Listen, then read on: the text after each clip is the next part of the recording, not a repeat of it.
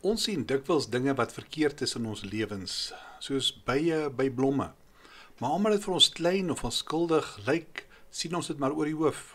Ons probeer om daarvoor 'n verskoning te kry, of ons maak of dit nie regtig daar is nie.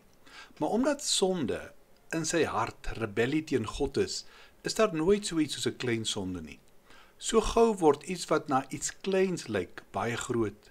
Numeri 33 vers 55 vertel vir ons: as julle die bewoners van die land nie voor julle uit verdrywe nie, sal die wat julle van hulle laat oorbly, soos dorings in julle oë wees, soos angels in julle sye, en hulle sal julle beveg in die land waar julle woon. As ek enige spoor van sonde in my lewe toelaat, as ek dit regverdig, verskoon of 'n plesier daaruit vind, staan ek nie net die woord van die Here teen nie, maar ek stel myself oop vir baie probleme. Soos hierdie gedeelte dit stel, dan word daardie sonde splinters in julle oë en dorings in julle sye. Ek gebruik die bekende fabel om dit te illustreer. Die fabel vertel, 'n man het sy perd aan 'n paal vasgemaak. Later het iemand probeer om 'n grap te maak en die perd stilweg losgemaak. Die perd het 'n boer se land binne gedwaal en op die gewasse begin trap. Woedend het die boer sy geweer gegryp en hy het die perd geskiet.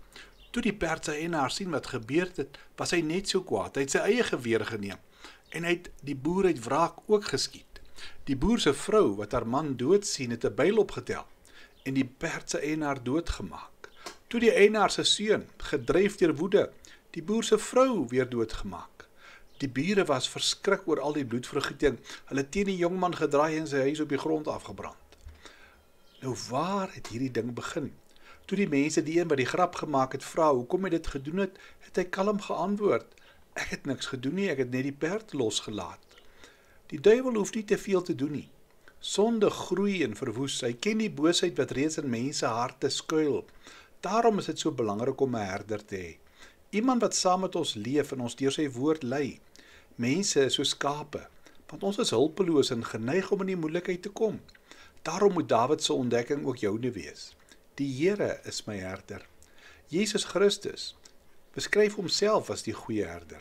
So skape is ons so kwesbaar, as gevolg van hierdie neiging om weg te dwaal, weg van die sorg van die herder, die veiligheid van die kudde. Ek en jy daardie goeie herder nodig, wat bereid is om vir ons te sorg en vir ons sy lewe te gee. Onthou, op jou eie kan jy jou eie grootste vyand wees. Kom ons bid saam. Here Jesus, ons wil hierdie week met U ingaan. Wees ons herder, pas ons op, ons wil naby aan U wees. Amen.